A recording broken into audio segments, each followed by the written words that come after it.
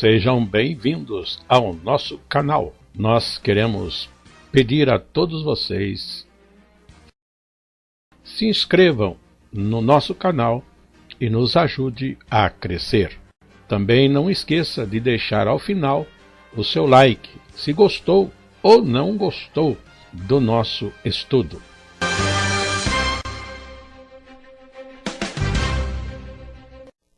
O programa a seguir é de inteira responsabilidade de seus idealizadores e apresentadores.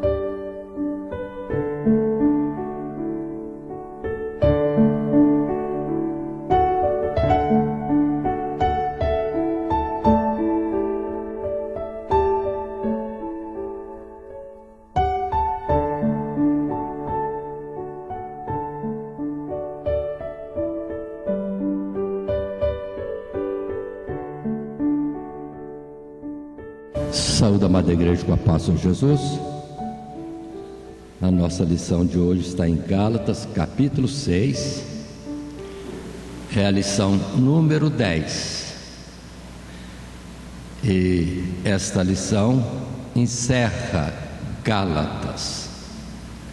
Mas como o trimestre tem mais domingos, nós vamos estar estudando então o livro de Ageu, na continuidade. Mas hoje, Gálatas, para encerrar, com o título As Últimas Exortações e Saudações. Nosso textuário proposto está no verso 17, que diz: Desde agora ninguém me inquiete, porque trago no meu corpo as marcas do Senhor Jesus. Palavra ousada de Paulo, e ao mesmo tempo maravilhosas, alguém poder dizer desta forma.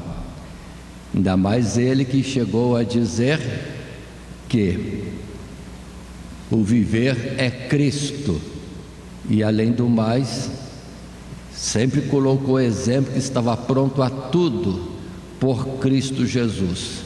Se fala de ser imitador de Cristo, aí está ele também como aquele que foi sofredor nas causas do Evangelho. Se alguém acha que não é marca física, de fato não é a principal, mas Paulo podia mostrar os vergões, dos muitos açoites, de todo o sofrimento e marcas no seu corpo, de todo aquilo que ele passou na pregação do Evangelho. Mas a marca, na verdade, está dentro de nós, naquilo que Deus, somente Ele vê. E Ele, na verdade, pode estar marcando. Assim sendo, irmãos, vamos fazer estudo deste último capítulo da carta de Paulo aos Gálatas, com esse título, As Últimas Exortações e Saudações, no esboço que está aí em tela, que é: o Evangelho é praticado no servir ao próximo. Os versos 1 até o 10. Depois, uma segunda parte do nosso desenvolvimento. O Evangelho nos separa do mundo das aparências, capítulo 6, verso 11 a 15, e os últimos versos 16 a 18, com o subtítulo: O Evangelho traz a marca da renúncia. Dando sequência ao nosso estudo, temos em tela já um resumo daquilo que é o material que é distribuído em classe.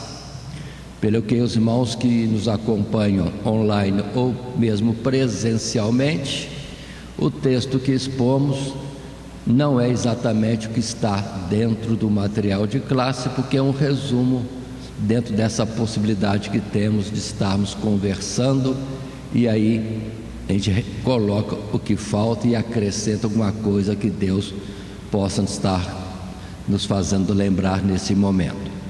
E o texto inicial diz: Paulo, em suas últimas palavras dessa carta, exorta os irmãos a viverem a verdadeira lei de Deus, que é o amor.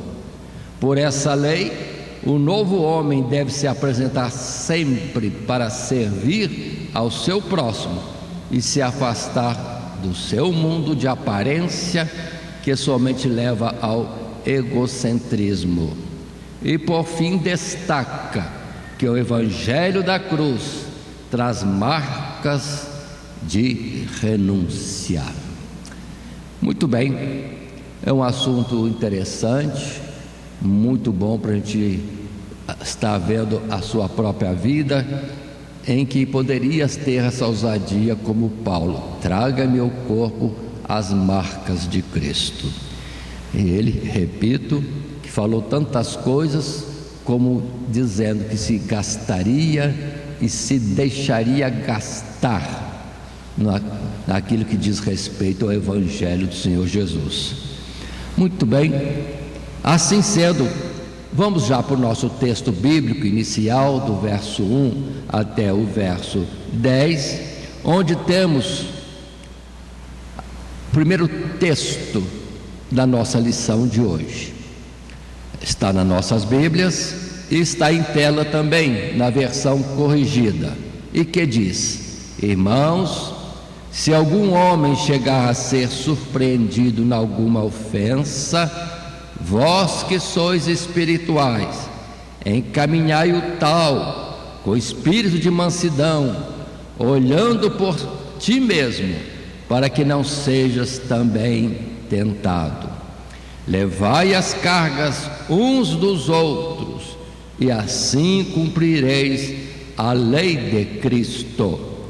Porque se alguém cuida ser alguma coisa, não sendo nada, engana-se a si mesmo.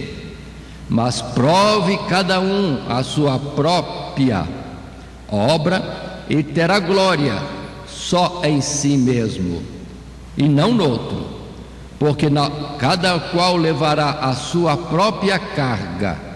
E o que é instruído na palavra, reparta de todos os seus bens com aquele que o instrui. Não erreis, Deus não se deixa escarnecer, porque tudo o que o homem semear, isso também ceifará. Porque o que semeia na sua carne, da carne ceifará a corrupção, mas o que semeia no Espírito, do Espírito ceifará a vida eterna. Não nos cansemos de fazer o bem, porque a seu tempo ceifaremos, se não houvermos desfalecido. Então, enquanto temos tempo, façamos o bem a todos, mas principalmente aos domésticos da fé. Aí está o nosso texto, e observe o encerramento desta carta, onde longamente, com muitas palavras, variedade de argumentos, Paulo insistia aos Gálatas a permanecerem na graça que se revelou em Cristo Jesus, e não se deixasse levar por aqueles que, se dizendo cristãos e israelitas, queriam que eles, Gálatas, já salvos, viessem a estar dentro de um cuidado de cumprir a lei na força da carne. Não, de jeito nenhum. E dentro do nosso estudo anterior, ele já disse que o fim da lei, ou resumindo toda a lei, é amar o próximo como a si mesmo. Assim ele faz encerramento mostrando isso.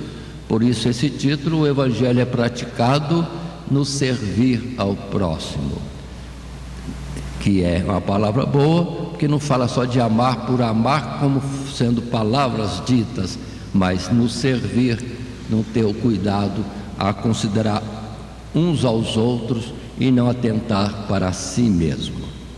Muito bem, isso posto, vamos para o nosso primeiro subtítulo: Evangelho é praticado no servir ao próximo. Dentro do nosso material de classe, no primeiro parágrafo, que está em tela e que diz: os cristãos têm sim uma lei a cumprir, a lei de Cristo, que só podem cumprir sendo guiados pelo Espírito.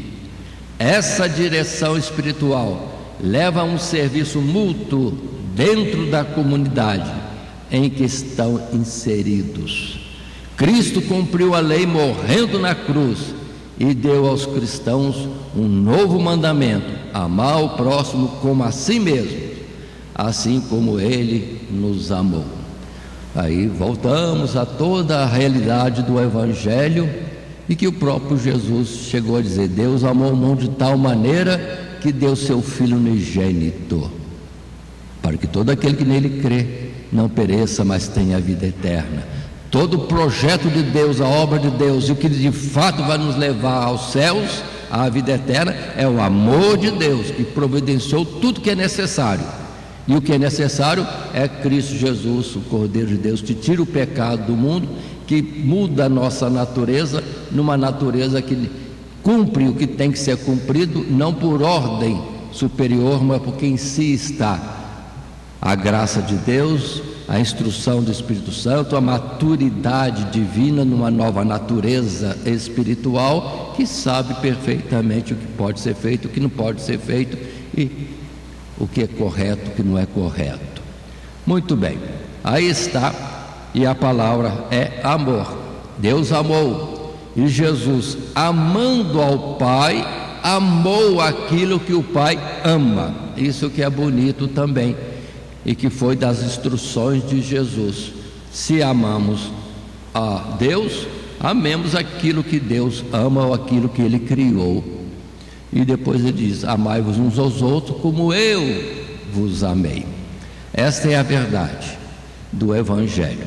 Mas um novo parágrafo nós temos, e está também em tela. Dessa maneira, enquanto a antiga lei colocava um fardo de preceitos e regras sobre os irmãos, que os mais fracos não conseguiam cumprir, e assim constantemente acusados pelos mais fortes, a lei de Cristo é diferente.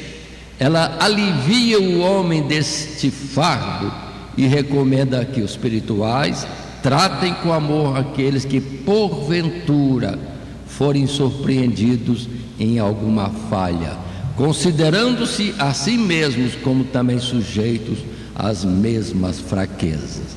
A diferença da lei: aqueles que estão na lei ficam uns aos outros se vigiando praticamente, e muitas vezes, quando olham para si, se auto-justificam.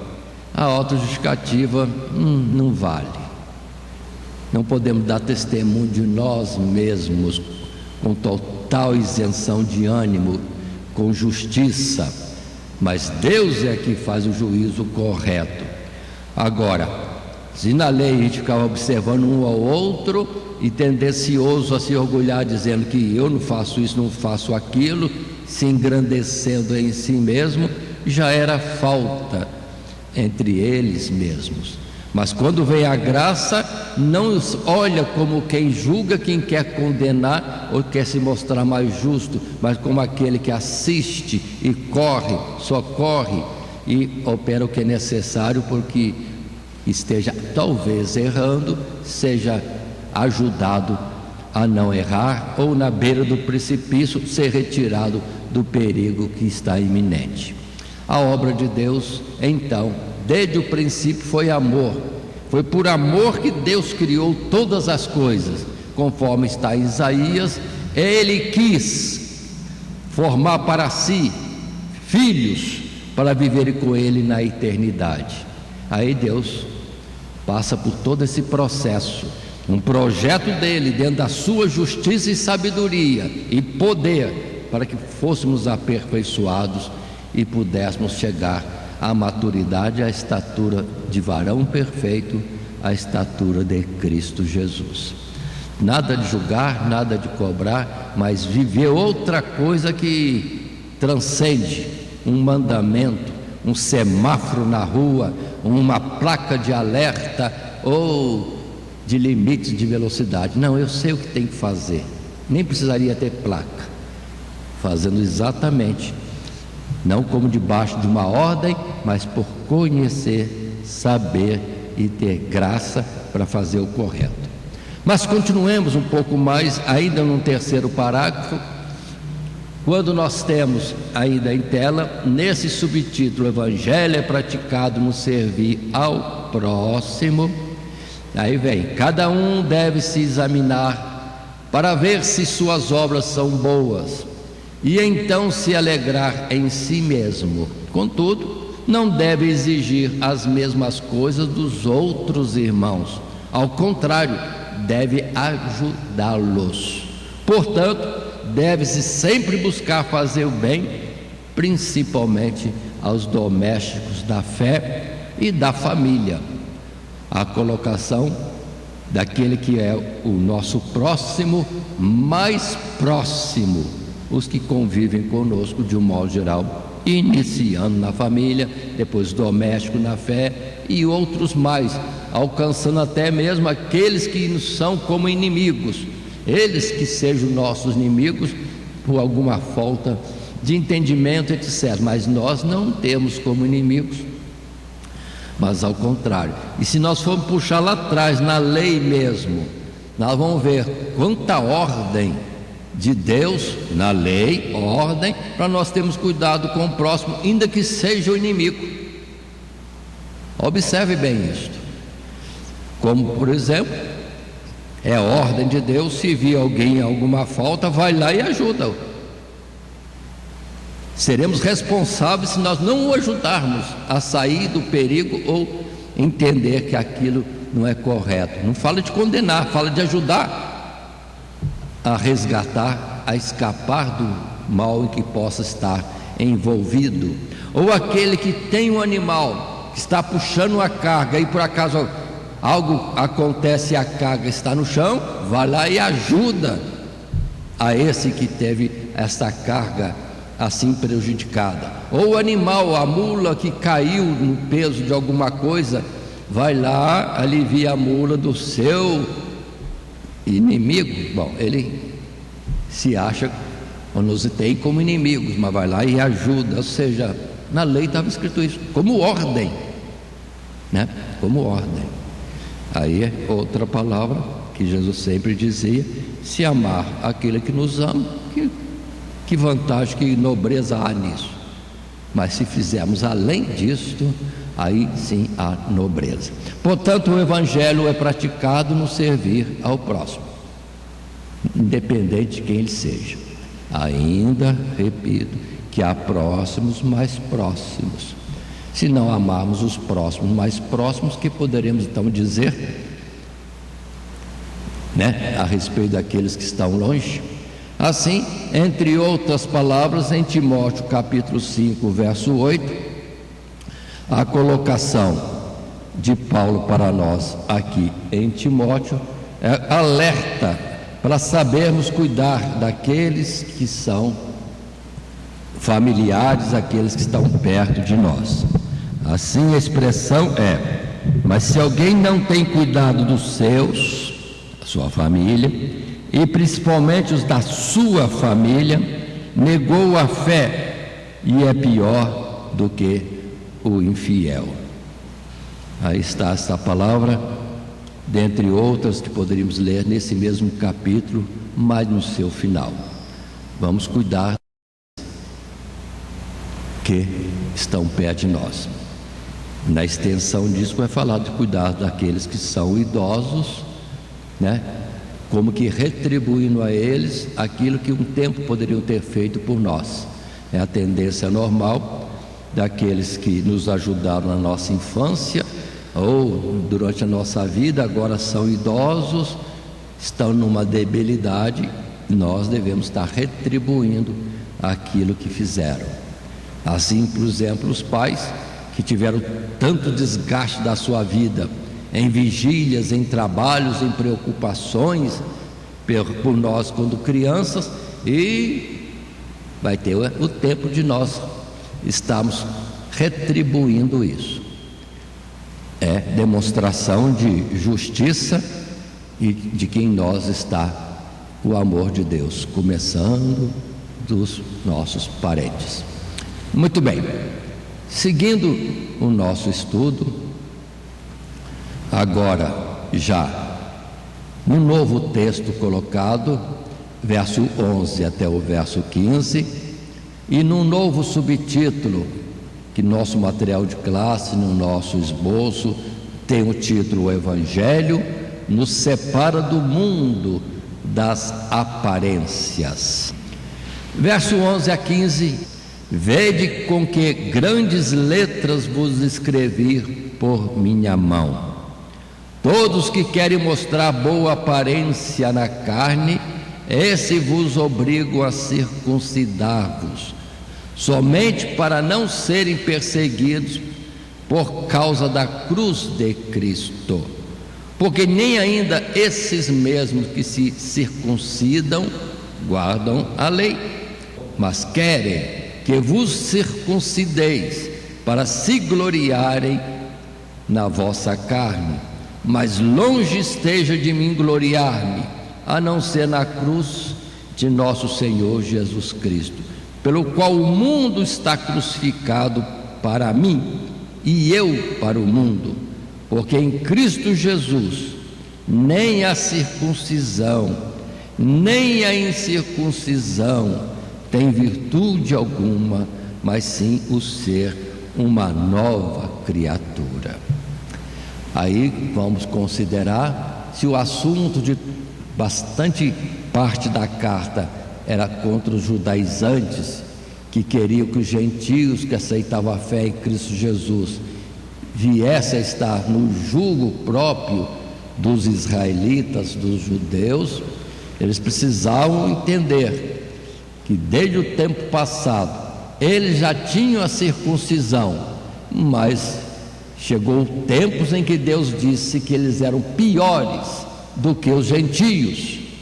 Isso quando ainda a graça não tinha sido manifestada em Cristo Jesus. Por exemplo, com que facilidade os israelitas se desviavam de Deus, seguindo a ídolos mudos, obra das mãos, em pedra, em ferro, em outros materiais, sendo que os outros povos nunca deixaram o seu Deus, ainda que não era um Deus, enquanto eles, tendo Deus verdadeiro, desprezavam o Deus verdadeiro para seguir aquilo que as mãos esculpiam, e mudavam até disso também. Então se tornaram piores. É pesado dizer, para ninguém se justificar numa justiça própria, é quando Deus chega a dizer que se tornaram como Sodoma e Gomorra. Misericórdia, Deus falar assim do povo que tinha o seu nome como povo dele. Então, se a circuncisão valesse, eles tinham que ter sido melhores já no passado. Por isso a circuncisão não ajudou nada, como a incircuncisão também não serviu nada. Agora, um novo plano, uma nova obra, o seu, a nova criatura, não mais apenas carne, mas algo que é regido pelo Espírito de Deus. Aí o milagre acontece da nossa justificação, de sermos melhores e até o ponto de sermos irrepreensíveis e mais ainda perfeitos. Meu Deus, como? Mas Deus fala, e é em algo que está em nós e não na aparência externa. E precisamos lembrar que muitos deixam-se levar pela aparência.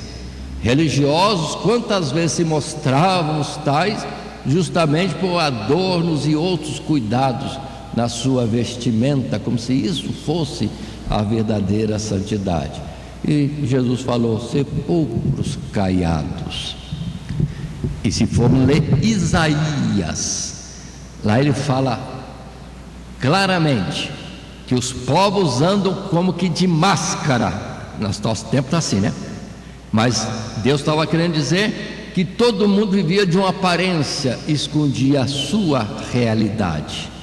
Mas Deus vem e opera nos povos, desmascarando-os e expondo tudo aquilo que havia de engano e de aparência de coisa boa, quanto não era nada. Aí vem os ídolos sendo quebrados, os ídolos sendo desfeitos, as idolatrias sendo mostradas inúteis, para que ninguém ficasse fiado naquilo que era falso.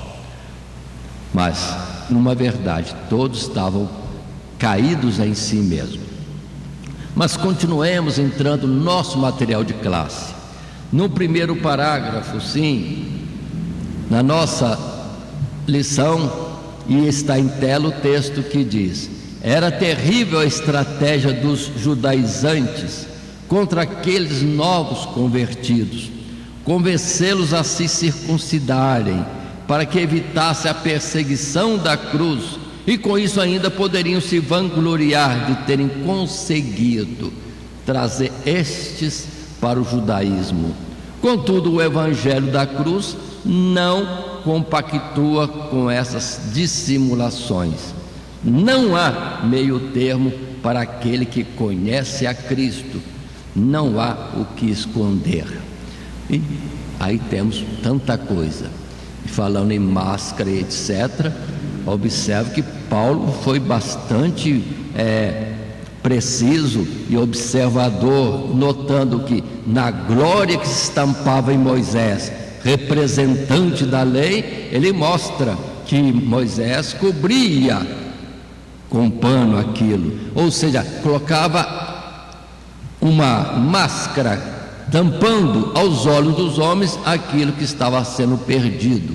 A glória da lei, sim, se esvaindo, mas depois nós vamos ver Cristo Jesus em total glória, sem necessidade de colocar véu nenhum, porque é a glória eterna e real, presente, verdadeira.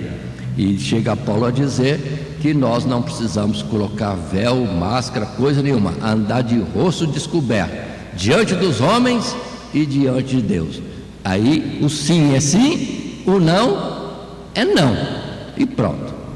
Essa é a verdade do Evangelho, e chega de aparência, de simulações e etc.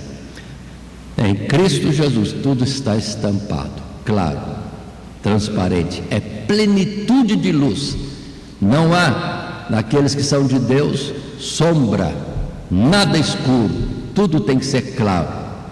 Mas continuemos ainda. No segundo parágrafo, nesse subtítulo, Evangelho nos separa do mundo das aparências, Paulo é enfático em dizer que o mundo está crucificado para o cristão, assim como o cristão para o mundo. Desta maneira, as marcas aparentes na carne não têm sentido algum. O que importa mesmo é ter a vida transformada e livre desses fardos pesados que a religião impõe, ou as normas humanas impõem, sobre os seus adeptos, os seus seguidores. Continuando no texto, Cristo se manifestou para aliviar o homem e dar descanso para a sua alma. Aí está a realidade disto. Observe que nós estamos falando aqui, não é marcas aparentes. Mas por que não pode ter também marca aparente? Pode também. Eu acho interessante que quando se fala de Jesus Cristo na glória celestial, as marcas estão com ele. As marcas estão com ele, que olham para ele como o cordeiro que foi morto, mas agora vive para todo sempre.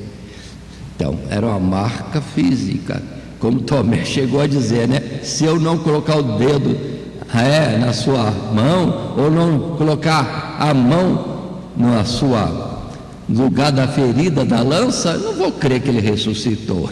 E Jesus aparece com ele com essas marcas. Aqui está, Tomé, pode vir e tocar-me. Mas vamos entender o que eu quero dizer, isso não é marca que nós fazemos sobre nós mesmos em sinal de alguma santidade ou santificação especial, porque dentro da palavra de Deus é proibido nós marcarmos a nós mesmos. Aí vem as tatuagens. O corpo é templo de Deus, nós estamos pichando o templo do Espírito Santo. Tem que parar com isso. Que modernidade é essa? Perdoe dizer, mas eu digo principalmente aos jovens. O corpo em si mesmo é mais bonito do que essa estrutura toda pintada na pintura dos homens. Não há artista na face da terra que pinte melhor do que Deus naquilo que Ele colocou na nossa pele. De forma nenhuma. E naquilo tudo bem, também passa, né? Isso passa. O que existe mesmo é algo na nossa individualidade, na nossa personalidade, no nosso caráter, que é o que Deus valoriza. Mas Paulo, conforme disse no princípio, tinha vergonhas bastante para mostrar aquilo, o que sofreu por Cristo. Jacó tinha, o nervo da coxa ferido, então toda a vida ele cambaleava, e para ele era alegria. Eu tenho a marca de um pacto com Deus. É bonito isso, é bonito. Como a circuncisão não tem um efeito em si mesmo, mas seria lindo que o israelita lembrasse: estou circuncidado, não pela circuncisão, mas pelo pacto com Deus. Então, sim, aí é ter a marca de Cristo. Mas vejamos, no caso de Mateus capítulo 11, versos 28 a 30, aquele texto que geralmente muitos de nós gostam de citar, porque é lindo e é decorado, quando Jesus mesmo diz assim: vinde a mim todos que estáis cansados e oprimidos, e eu vos aliviarei. Tomai sobre vós o meu jugo e aprendei de mim, que sou manso e humilde de coração, e encontrareis descanso para a vossa alma, porque o meu jugo é suave e o meu fardo é leve. Há sim um peso mais justo da parte de Deus sobre nós, enquanto a lei a ninguém aperfeiçoa. Mas continuemos no nosso estudo um pouco mais. E no último parágrafo desse subtítulo 2, o Evangelho nos separa do mundo das aparências. Em tela está escrito para nós: a ideia de mundo para Paulo é de que todo homem tem um propósito para viver. Tanto os judeus com a circuncisão, como os gentios com a incircuncisão, têm no seu mundo um significado. Contudo, diz Paulo que em Cristo tanto uma coisa como outra não tem nenhum valor, mas sim ser uma nova criatura. Porque quantos eram circuncidados e falharam terrivelmente como o povo de Deus?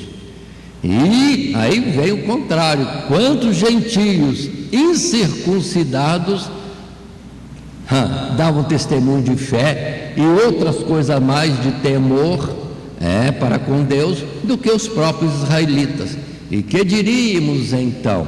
Aí vem os exemplos de gentios como Raabe, vemos o exemplo de Ruth, vamos ver mais pessoas ainda? Naamã, mais alguém ainda? Ebed-Meleque, que é etíope e estava cheio de cuidados com o profeta Jeremias, um profeta que era caçado para a morte. Então, o que adiantou a circuncisão noutros? Mas enquanto esses incircuncidados estavam sempre do lado de Deus. E mais ainda, para mostrar esse aspecto, podíamos estender isso até no Novo Testamento com o centurião de Cafarnaum, homem que havia fé mais do que em todo Israel, com a aparência do homem, centurião romano, dominador, mas nós vemos ele totalmente diferente, dominador, mas ao mesmo tempo compreendendo que aquilo era uma missão e que havia subordinações. Ele era subordinado a alguém, como também ele era superior a outro alguém. Assim, ao mesmo tempo, ele encontrou Jesus e já colocou Jesus como o superior de todos. não sou digno de te receber debaixo do meu teto. Enquanto muitos israelitas olhavam para Jesus e condenavam Jesus por uma coisa e outra, sem compreender nada, porque Jesus não tinha máscara, vivia uma realidade. Sim, estava sempre presente com publicanos, meretrizes e outros mais, não participando, mas livrando-nos daquela vida totalmente diferente. E ele explicou na palavra simples: quem precisa de médico são os doentes. Pronto, calou muitos com uma palavra simples dessa. E aí veio a palavra de Colossenses para nós no capítulo 3,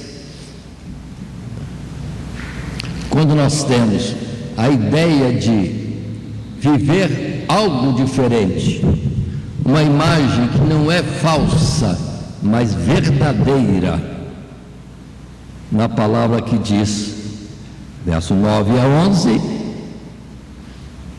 não mintais uns para os outros, porque já vos despistes do velho homem com os seus feitos, e vos vestistes do novo, que se renova para o conhecimento, segundo a imagem daquele que o criou, onde não há grego, nem judeu, circuncisão, nem incircuncisão, bárbaro, cita, servo ou livre, mas Cristo é tudo em todos.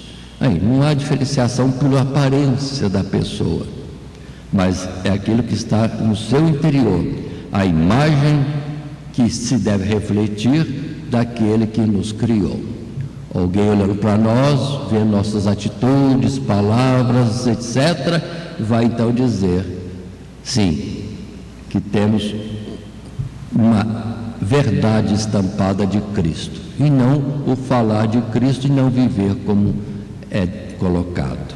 E se lermos ainda os versos seguintes, continua Paulo falando em Colossenses. Não vou estar lendo tudo, mas apenas mais o verso 12, mas deixo para a meditação também. Revesti-vos, pois, como eleitos de Deus, santos e amados, de entranhas de misericórdia, de benignidade, humildade, mansidão, longanimidade, e segue a palavra.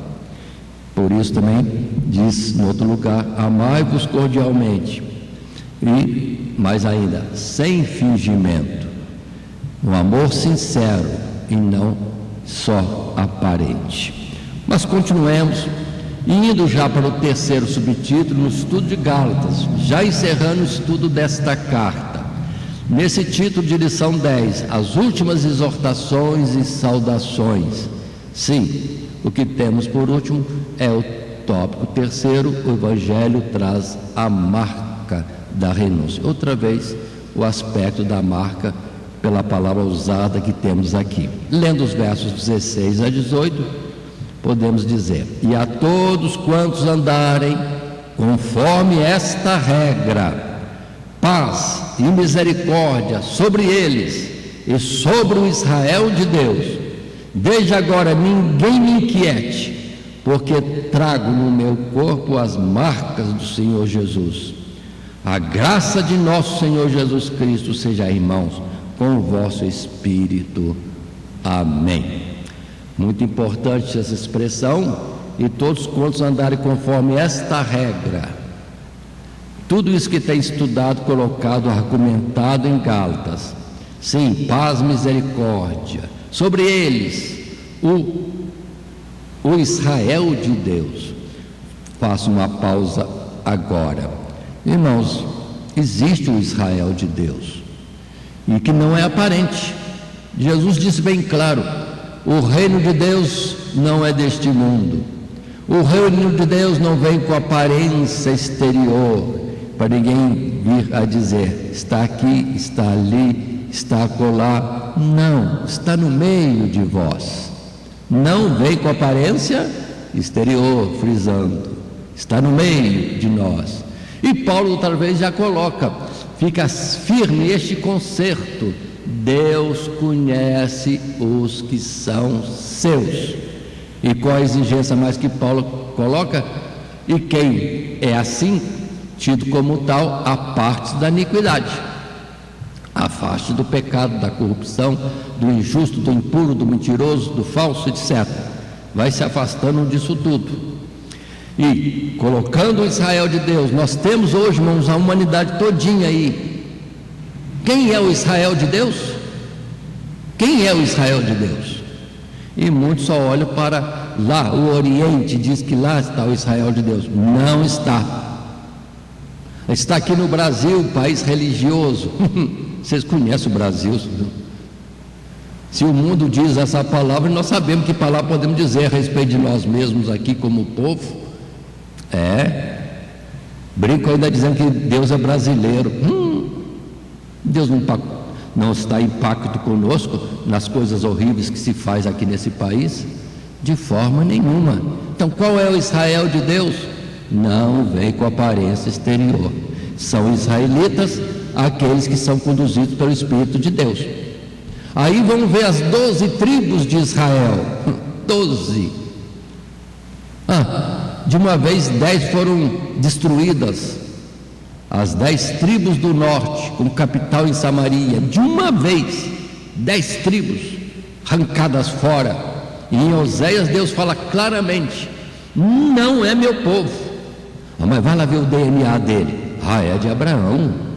Mas Deus diz: não é meu povo. Não é meu povo. Mas depois Deus mesmo diz: mas todo Israel será salvo. Ou seja, haverá 12 tribos no céu.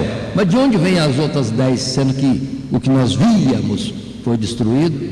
Aí o próprio Deus em Oséias diz: há muitos chamados não meu povo, serão chamados para perto e direi: são meu povo.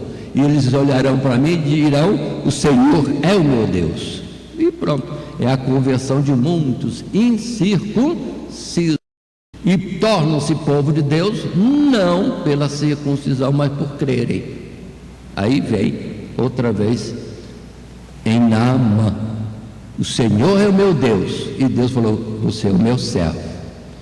E mesmo que esteja ainda entre os sírios, em obediência ao rei da Síria, e tendo até que acompanhar o rei no seu culto, no culto dele, do rei, na idolatria, mas ele já falou: Deus, eu estou subordinado, o Senhor é meu Deus. Se acontecer de alguém me ver inclinando-se no templo da idolatria, colocando de forma mais clara, não tenha isso em conta, Deus, porque não vou me prostrar, não vou me inclinar. É o que eu sirvo de apoio para o meu rei. Pronto. E o que Eliseu falou? Vá em paz. Vá em paz. Porque Deus conhece o coração e a sinceridade. Então, quem é o Israel de Deus?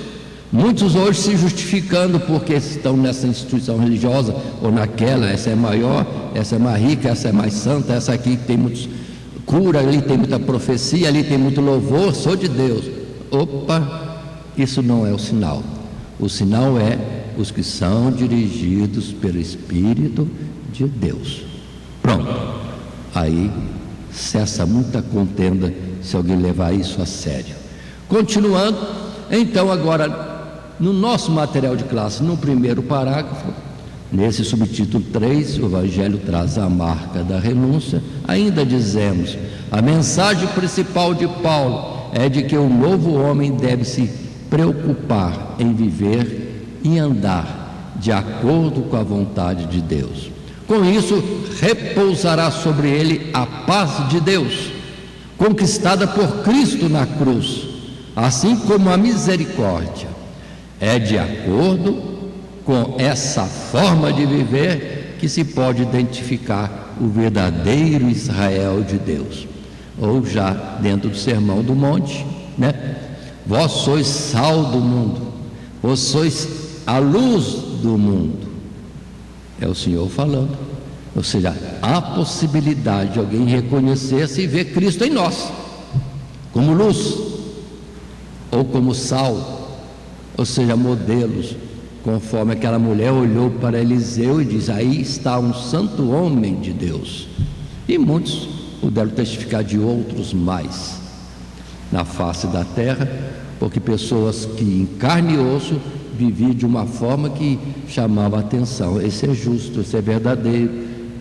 O Deus dele é de fato um Deus diferente, pronto, e não os que o mundo reconhece.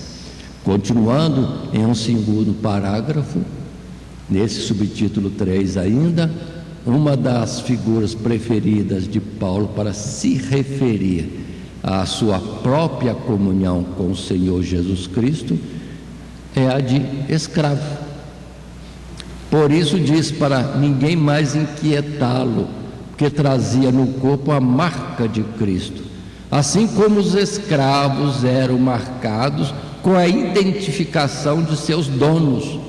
Paulo usa a mesma linguagem para expressar sua relação com o Senhor Cristo, ou Jesus, ou Cristo.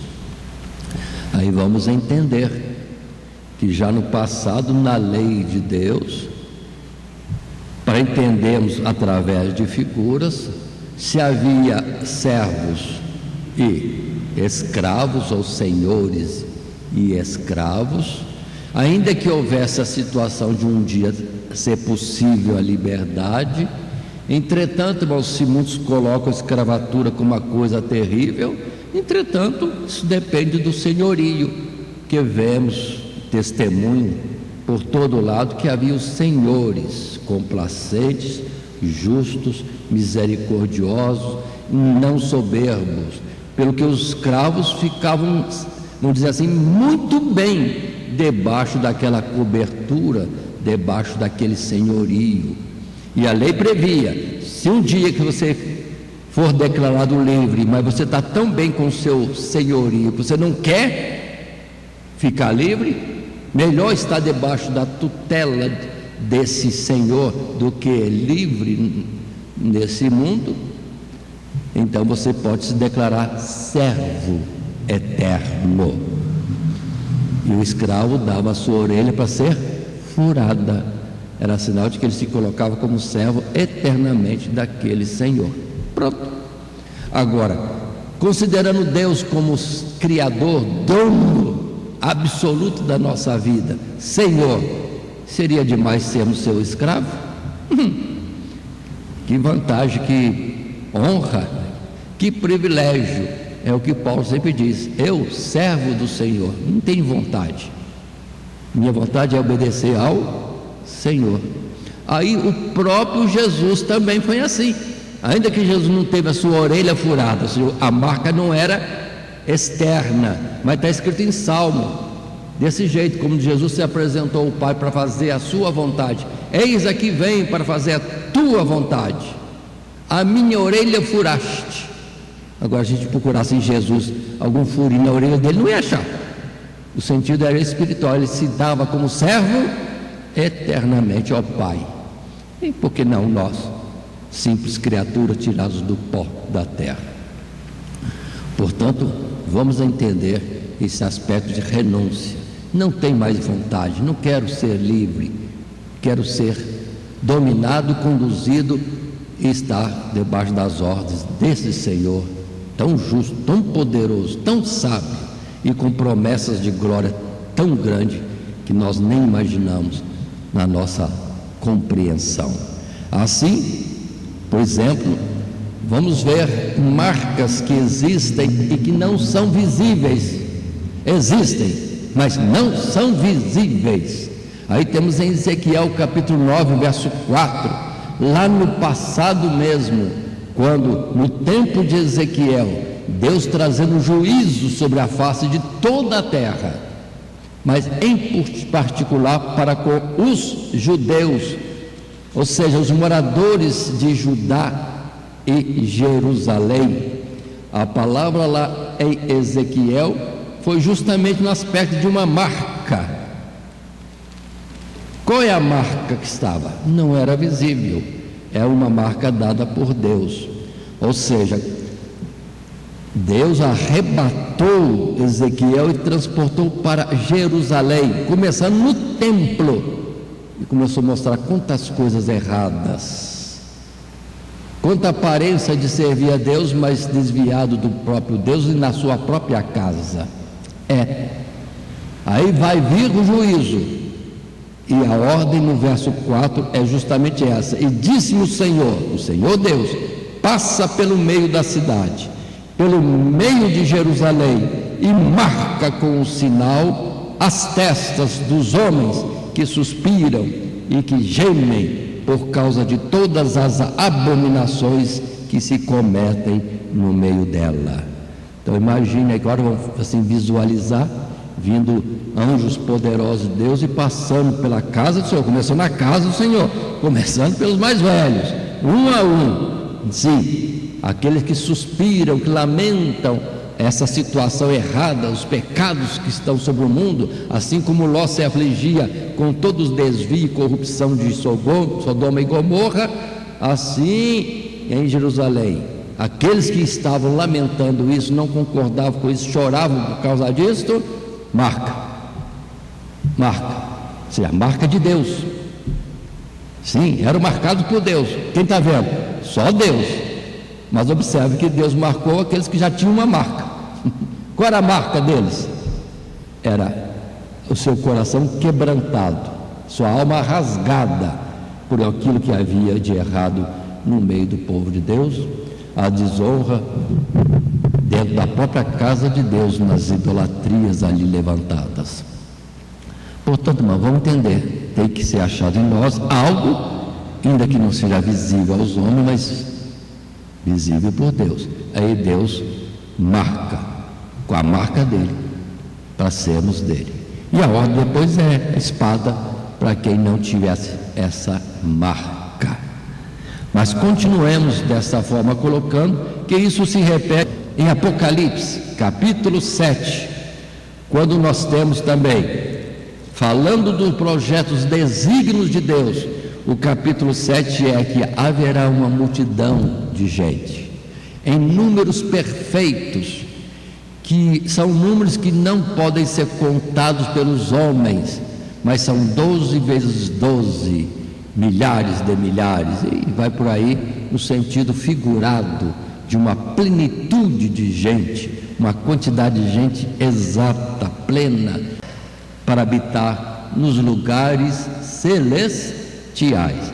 E vem então o capítulo 7 com o verso 2 e 3 dizendo: e vi outro anjo subir da banda do sol nascente, e que tinha o selo do Deus vivo, e clamou com grande voz aos 4 anjos, a quem fora dado o poder de danificar a terra e o mar, dizendo: não danifiqueis a terra, nem o mar, nem as árvores, até que hajamos assinalado na testa os servos do nosso Deus. Igualzinho Ezequiel, vai marcar os que são de Deus, vai marcar os que são de Deus. Agora, o que é que caracterizava esses para que fossem marcados por Deus como de fato sendo dele? Aí nós vamos ver, todos eles, sim, trajando vestes brancas, já está no verso 9, no final, e com palmas nas suas mãos, e clamavam com grande voz, diz o verso 10, dizendo: salvação ao nosso Deus, que está sentado no trono, e ao Cordeiro.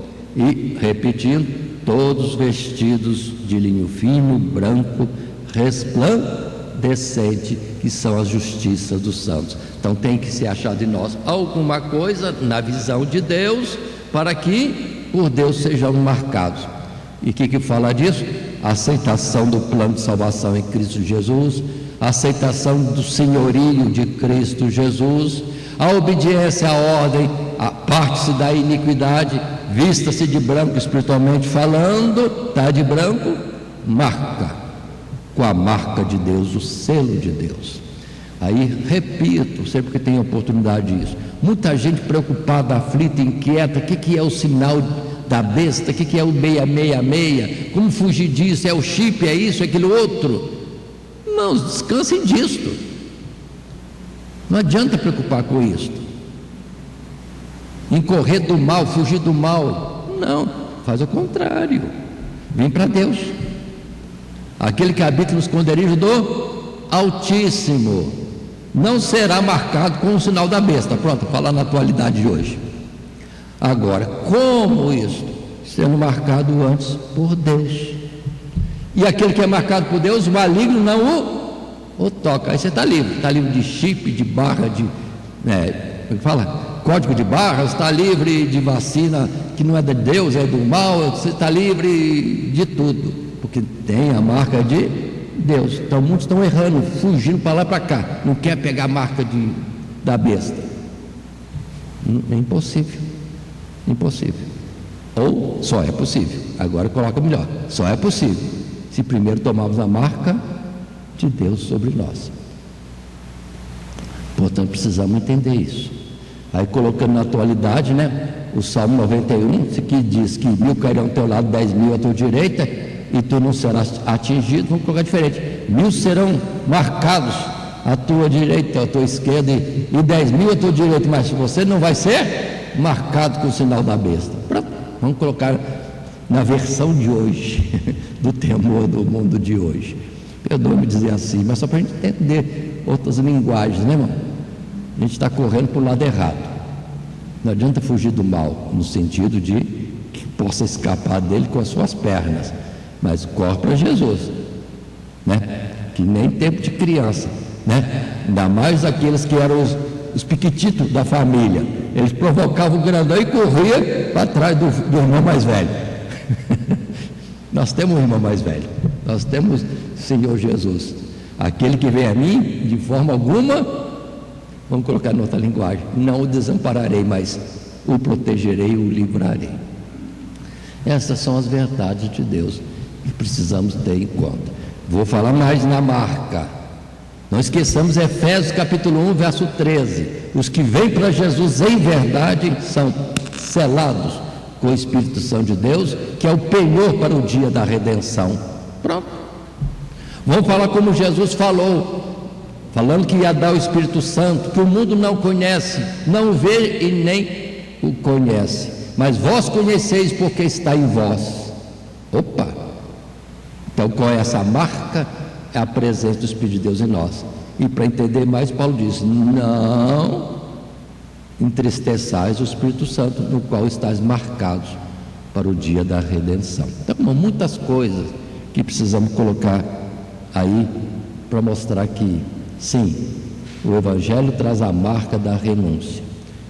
E essa renúncia, vamos continuar lendo aqui no terceiro parágrafo: por certo, tais marcas não eram de aplausos e tampouco de aprovação humana, mas de renúncia e de sofrimento por amor ao Evangelho. E isso também servia para demonstrar que o ministério e apostolado de Paulo eram incontestáveis.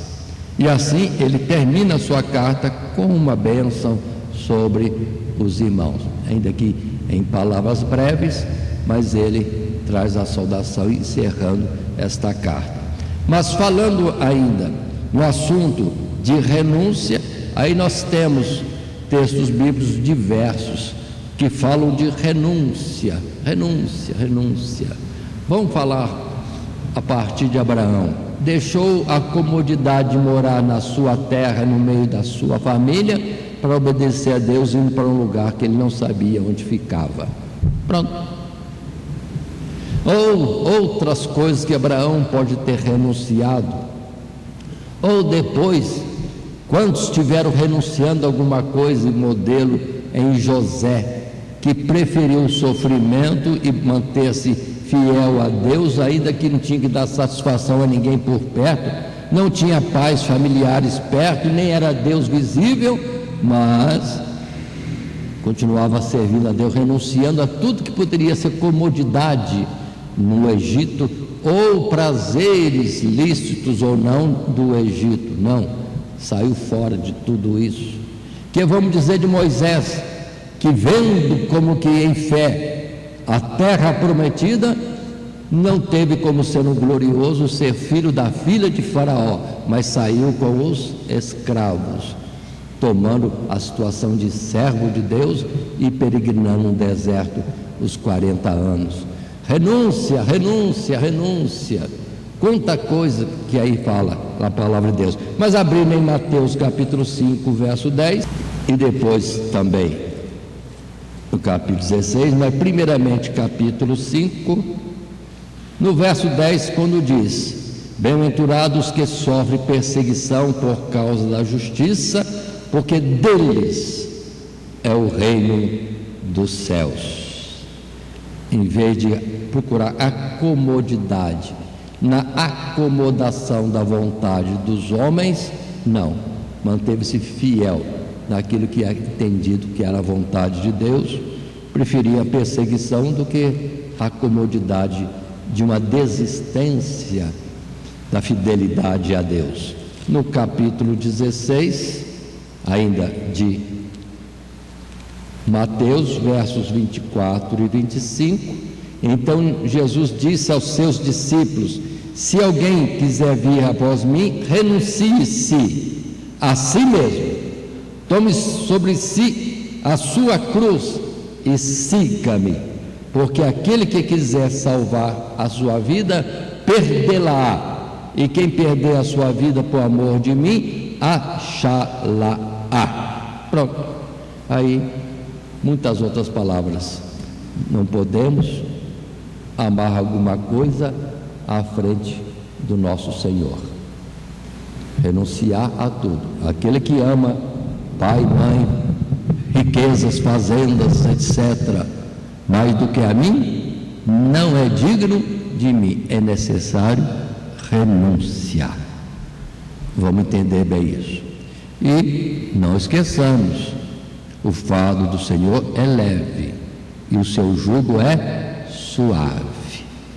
Nada opressor, nada além daquilo que nós possamos suportar. Essa é a beleza da justiça de Deus, seu cuidado para conosco. Portanto, irmãos, muita coisa Deus pode ainda falar conosco. Não precisa grandes coisas, não precisa ser pastor, presidente de uma convenção super.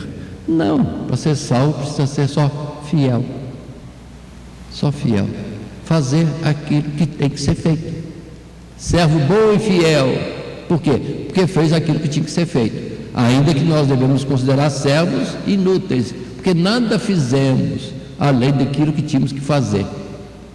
Mas eu acho maravilhoso, irmão, quando a gente lê Isaías 45, quando Deus fala a respeito de Ciro, Deus vai como que dizendo na linguagem humana, ou perdoe a minha linguagem, né? Eu vou te dar tesouros, eu vou te dar posição, vou te dar reinos, vou te dar um império, vou te dar muita coisa.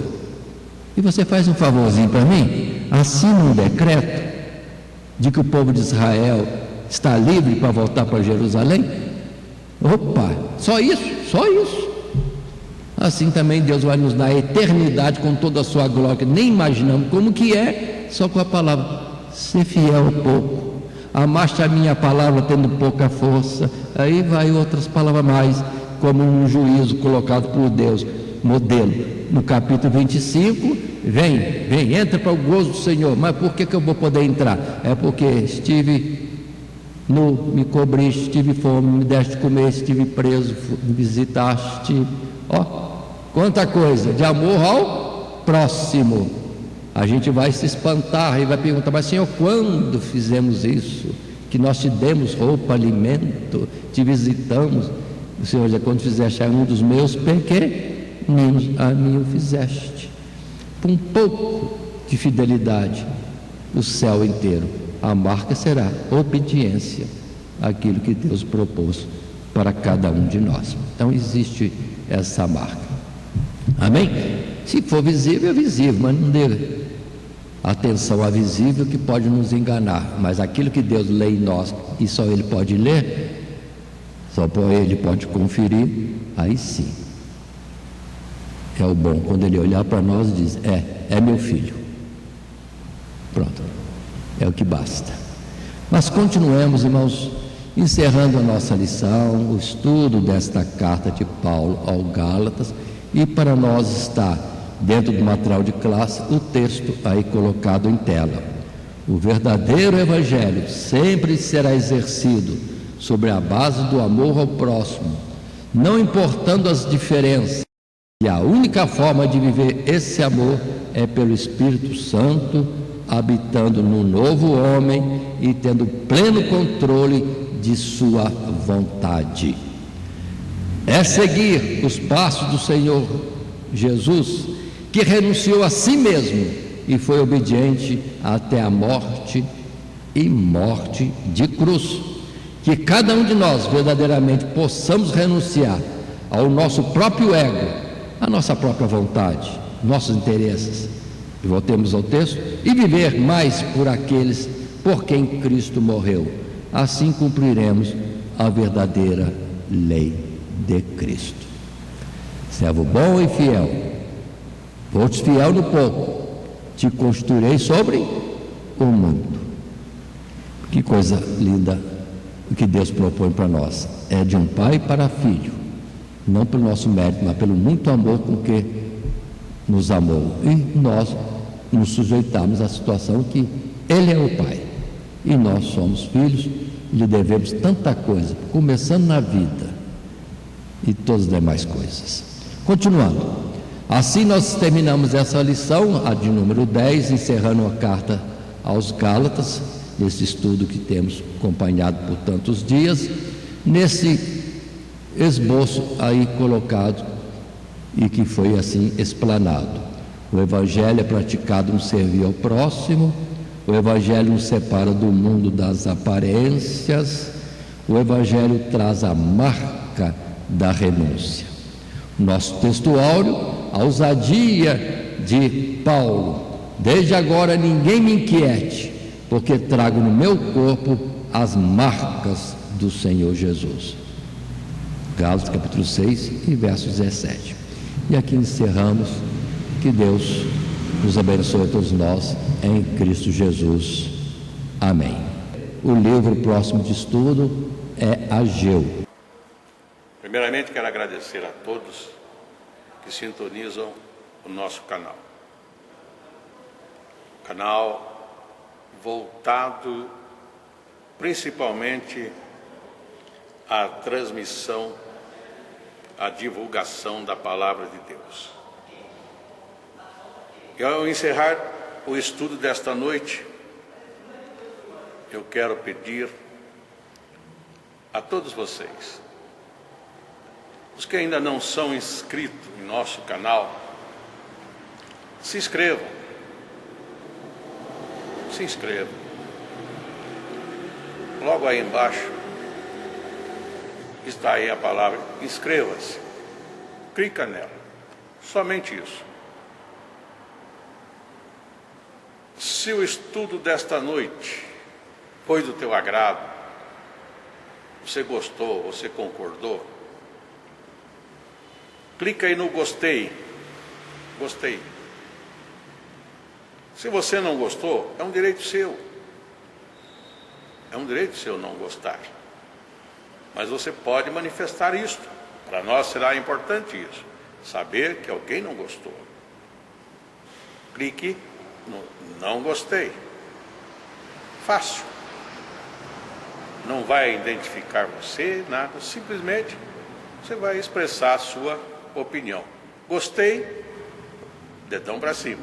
Não gostei, dedão para baixo. E também pode, se você acha interessante compartilhar com seus amigos, compartilhe o nosso trabalho. Compartilhe. Aí embaixo, compartilhe. Você pode compartilhar no YouTube, pode compartilhar no Instagram, pode compartilhar no Facebook, pode compartilhar no Messenger, no WhatsApp. Vai simplesmente nos ajudar a crescer. Porque o nosso objetivo não é financeiro. Não é financeiro. Pode ver que os nossos trabalhos são todos sem fins lucrativos, coopere conosco, nos ajude.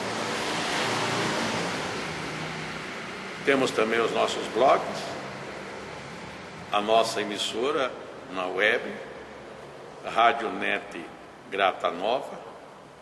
Tudo isso você encontra aí embaixo na descrição do nosso vídeo, do nosso estudo. Dá uma olhada, todos os endereços estão aí, junto à descrição dos nossos estudos. E eu agradeço, primeiramente a Deus, por tudo que Deus tem feito nesses anos que nós estamos trabalhando na internet. E a você, que toda semana entra no nosso canal. Deus te abençoe. Todo dia, toda hora, muito mais prazer em ouvir. Radionet Grata Nova. Web Rádio, a qualidade que faz a diferença, cada vez mais necessária. Rede Grata Nova de Evangelização. Acesse nosso site www.horadadecisão.com.br. Hora da Decisão, tudo junto, sem acento.